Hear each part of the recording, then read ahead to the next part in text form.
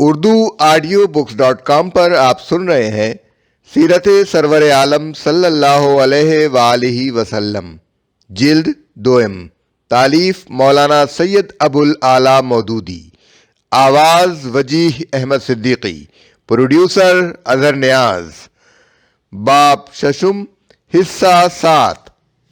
حضور صلی اللہ علیہ وآلہ وسلم انبیاء میں سے ہیں اور آپ صلی اللہ علیہ وآلہ وسلم کا ذریعہ علم وہی ہے جو تمام انبیاء کا تھا۔ ان حقائق کو نگاہ میں رکھ کر دیکھیے کہ حضور صلی اللہ علیہ وآلہ وسلم کی رسالت کا تعارف قرآن نے کس طرح کرایا اور آپ صلی اللہ علیہ وآلہ وسلم کی کیا حیثیت پیش کی۔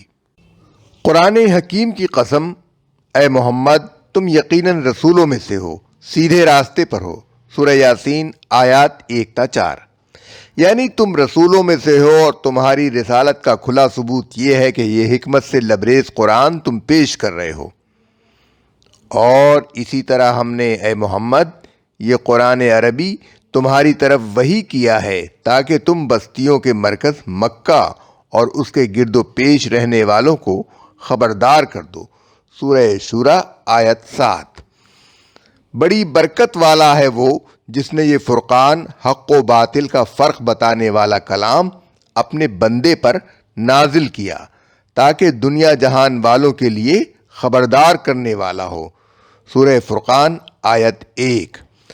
اے محمد کہہ دو کہ اے انسانوں، میں تم سب کی طرف اس خدا کا بھیجا ہوا رسول ہوں جو آسمانوں اور زمین کی بادشاہی کا مالک ہے۔ سورہ اعراف آیت 158۔ اے محمد ہم نے تمہاری طرف اسی طرح وحی بھیجی ہے جس طرح نوح اور اس کے بعد کے نبیوں کی طرف بھیجی تھی۔ ہم نے ابراہیم، اسماعیل، اسحاق، یعقوب اور اولاد یعقوب، عیسیٰ، ایوب، یونس، ہارون اور سلیمان کی طرف وحی بھیجی، اور ہم نے داؤد کو زبور دی۔ سورہ نساء آیت 63۔ آپ صلی اللہ علیہ وآلہ وسلم کی بعثت کے مقاصد۔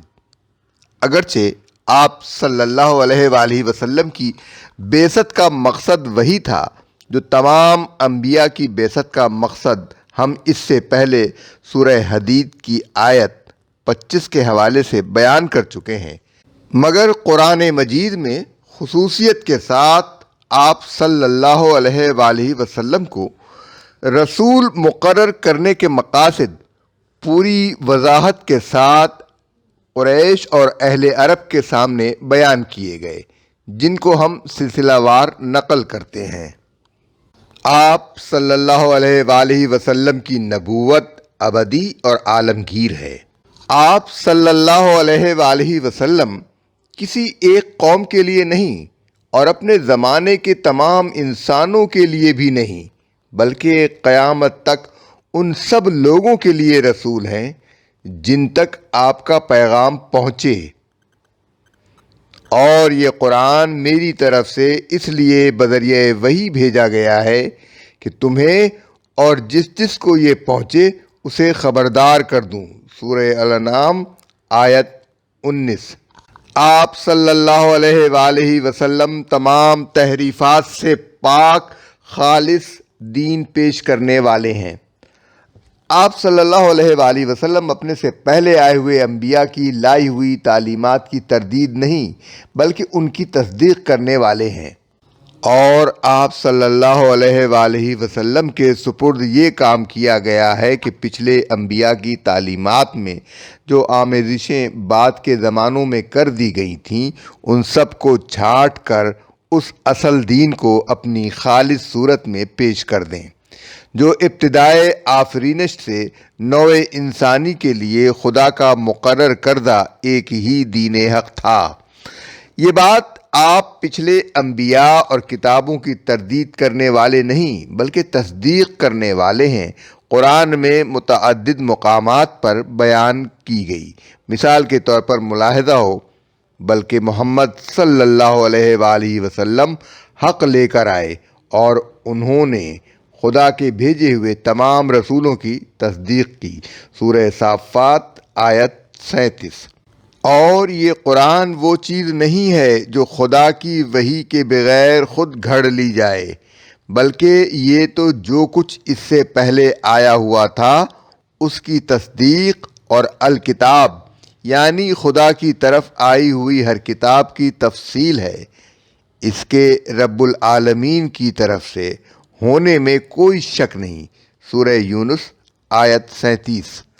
کتاب کی تفصیل سے مراد یہ ہے کہ وہ تمام اصولی تعلیمات اور ہدایات جو خدا کی کتابوں میں پہلے آئی تھیں ان سب کا لب لباب اس کتاب میں آ گیا ہے، بلکہ اس میں ان کو زیادہ مفصل طریقے سے بیان کیا گیا ہے۔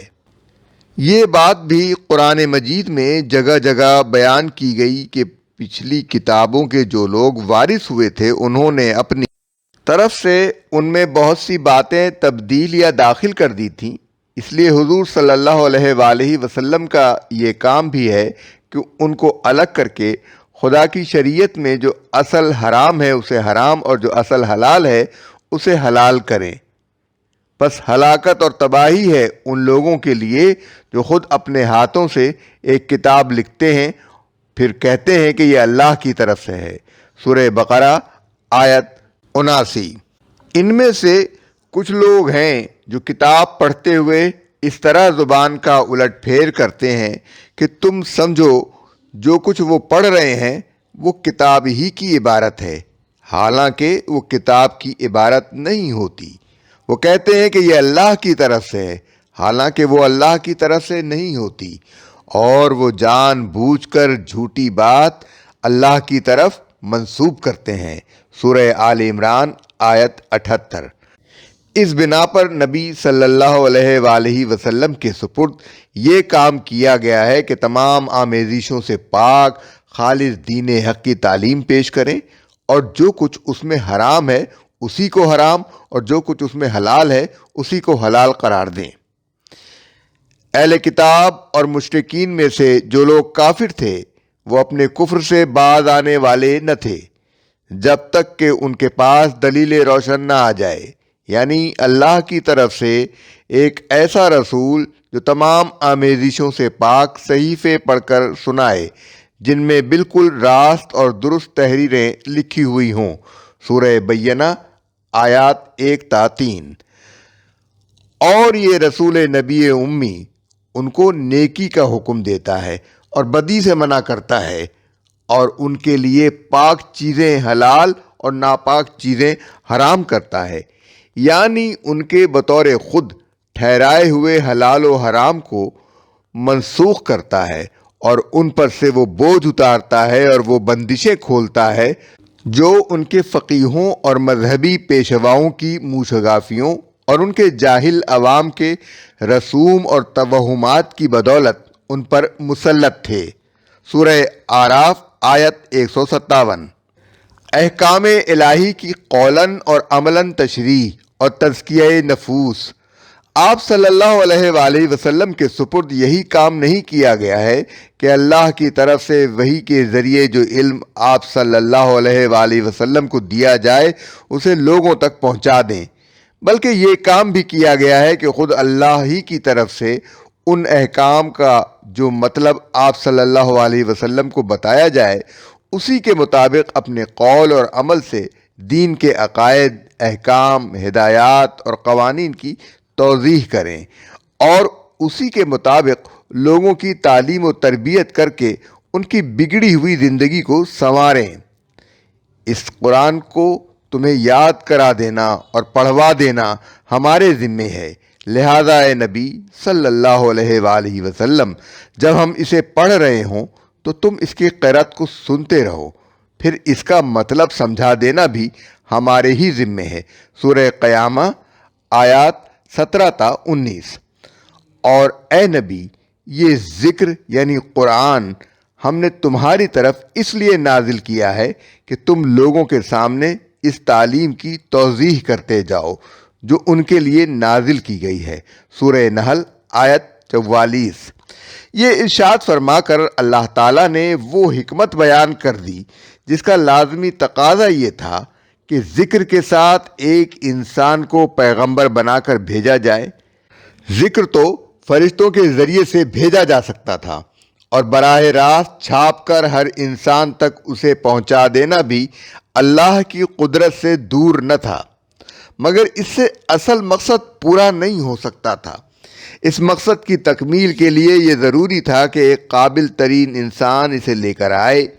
جن کی سمجھ میں کوئی بات نہ آئے انہیں اس کا پورا مطلب سمجھائے، جنہیں کچھ شک ہو ان کا شک رفع کرے، جنہیں کوئی اعتراض ہو ان کے اعتراض کا جواب دے، جو نہ مانے اور مخالفت و مزاحمت کریں ان کے مقابلے میں وہ رویہ برت کر دکھائے جو یہ ذکر لانے والے کے شایان شان ہو، اور جو مان لیں انہیں زندگی کے ہر گوشے اور ہر پہلو کے متعلق ہدایات دے، ان کے سامنے خود اپنی زندگی کو نمونہ بنا کر پیش کرے اور ان کو تربیت دے کر ساری دنیا کے سامنے ایک ایسا مثالی معاشرہ بنا کر دکھا دے جس کا اجتماعی نظام اس ذکر کے منشا کی شرح ہو۔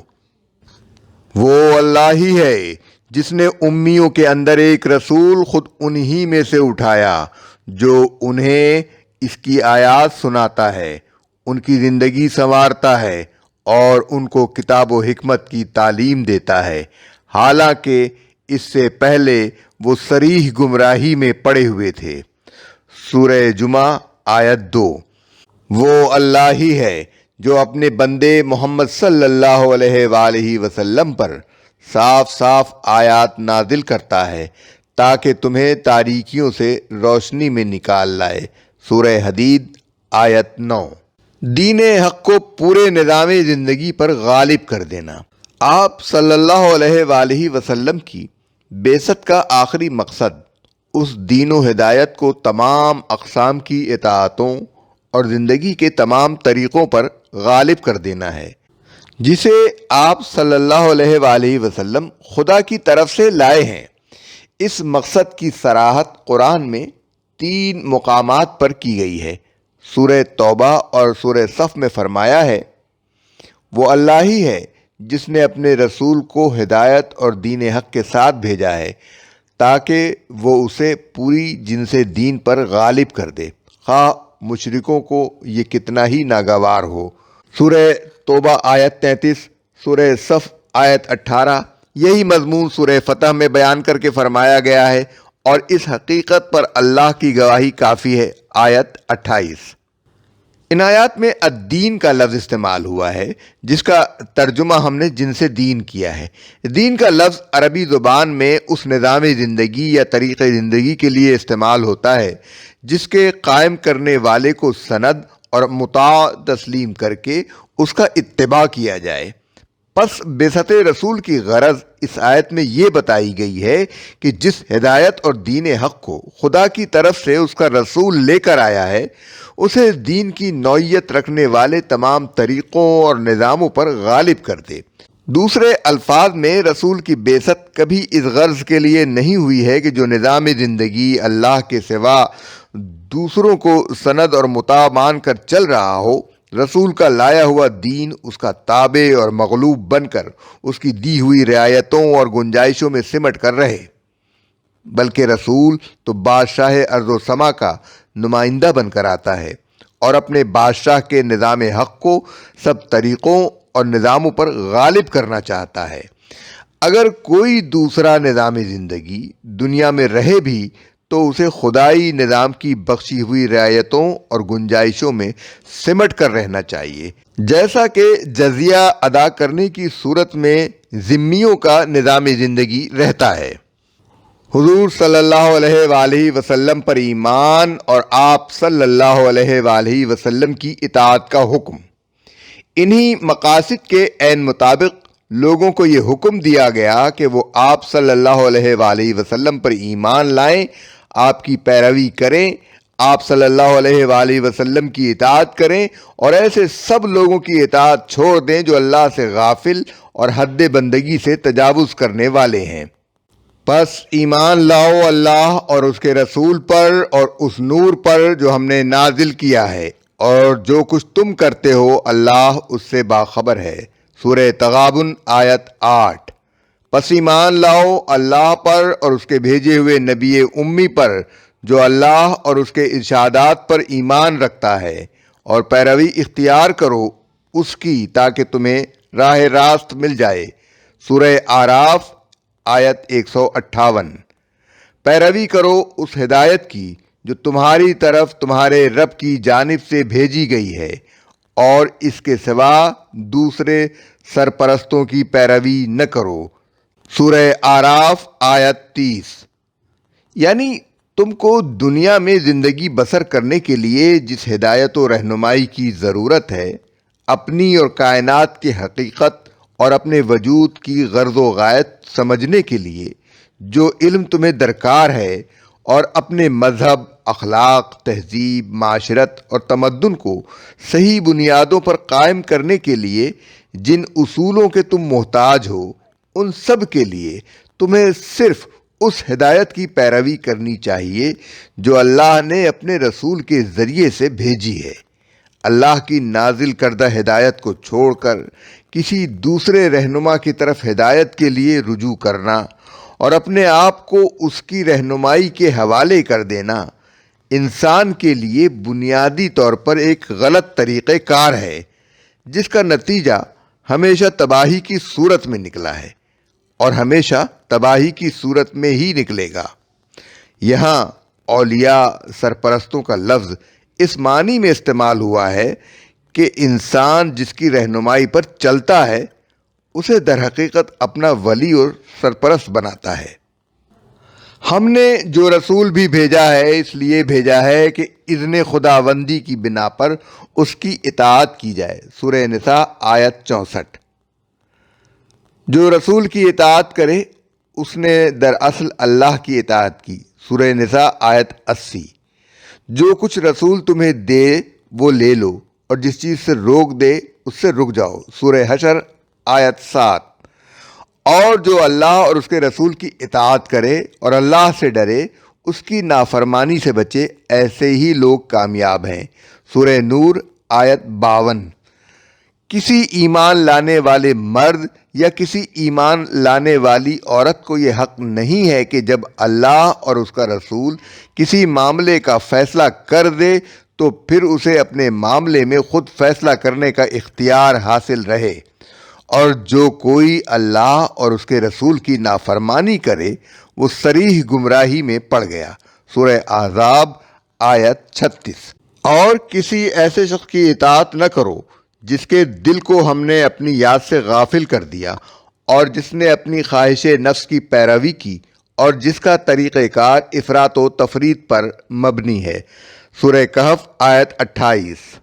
یعنی خدا کی طرف سے رسول اس لیے نہیں آتا ہے کہ بس اس کی رسالت پر ایمان لے آؤ اور پھر اطاعت جس کی چاہو کرتے رہو، بلکہ رسول کے آنے کی غرض ہی یہ ہوتی ہے کہ زندگی کا جو قانون وہ لے کر آیا ہے تمام قوانین کو چھوڑ کر صرف اسی کی پیروی کی جائے، اور خدا کی طرف سے جو احکام وہ دیتا ہے تمام احکام کو چھوڑ کر صرف انہی پر عمل کیا جائے۔